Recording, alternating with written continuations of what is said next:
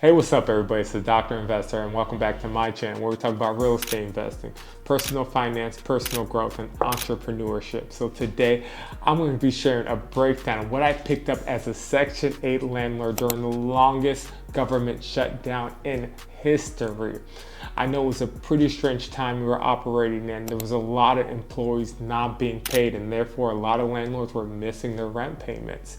And it really showed me how, in times of uncertainty, how Section 8 operates. So before I get into the topic, make sure you like, subscribe, and leave a comment, and make sure you're following my Patreon page. I'll be right back with the topic. So during this shutdown, hundreds and thousands of government employees were working with no paycheck, were just straight off furloughed and not receiving any payment from their government agency. This includes TSA officers, IRS workers, national park staff, and many more. You name it. People were either getting furloughed or working for free. Some of them were unfortunately going through a lot of tough times because they were living paycheck to paycheck and therefore could not pay their rent, could not buy food, and could not cover basic bills because they were not receiving this paycheck. The majority of these individuals working these government jobs were market rate tenants. And because they were not receiving their paycheck, they could no longer pay their rent. So unfortunately, those landlords were going without receiving rent payment during this government shutdown. But luckily for me, because I rent out to Section 8 tenant, Section 8 still provided the rent payments every month without fail during this government shutdown, even though it was the longest government shutdown in history. The biggest lesson I learned from all of this is that no matter what's going on in the world, whether it be a recession, a government shutdown, a global pandemic, inflation, unemployment, chaos, Section 8 still pays landlord their portion of the rent. With Section 8, there's a portion that Section 8 pays, and there's a portion that the tenant pays.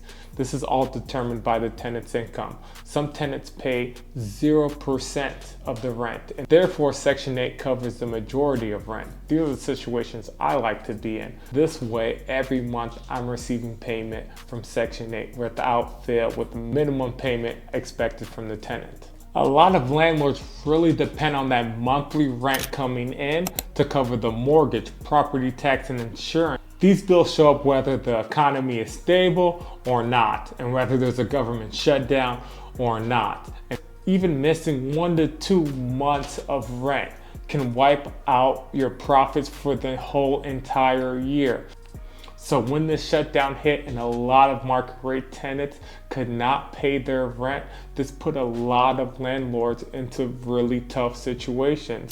Martina Santana has been a TSA officer for 4 years, and it's a job she is proud of. You know, everybody wants to work for a federal government job because it's stable and steady, it's good money, it's a good job. But that stability has become shaky as the government shutdown is now the longest in U.S. history. Then 2 weeks ago, an eviction notice. I normally pay half my rent with one check, pay my car, my other bills with the other one, and then I pay catch up on the third month. It's always like every third month I have to split it up. And this month I gave him the letter that we were supposed to give, and nobody, not one of my bill collectors, not one of my car payment, not one of my anything except that it can do anything for me. But as a Section 8 landlord, I did not have any issues because every month this government shutdown went on, I received payments from Section 8 without fail. The reason I do love renting out to Section 8 tenants is because it's consistent, it's insulated, and they keep paying even when the rest of the world feels like it's falling apart. So I have to keep it real.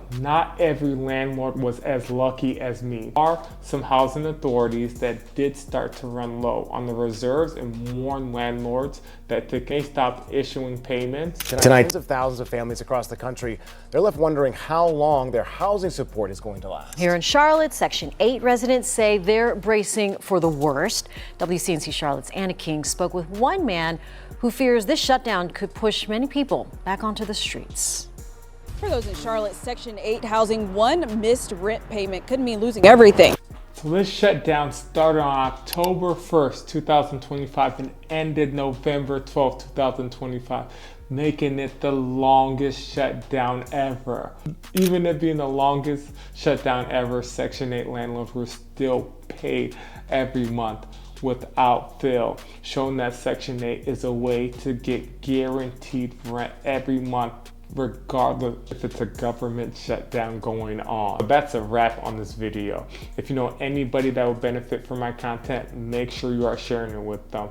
Make sure you like, subscribe, and leave a comment. And any donations to my Patreon page would be greatly appreciated and will help me grow my YouTube channel and will help me consistently put out great content like this for you guys. The Dr. Investor is out.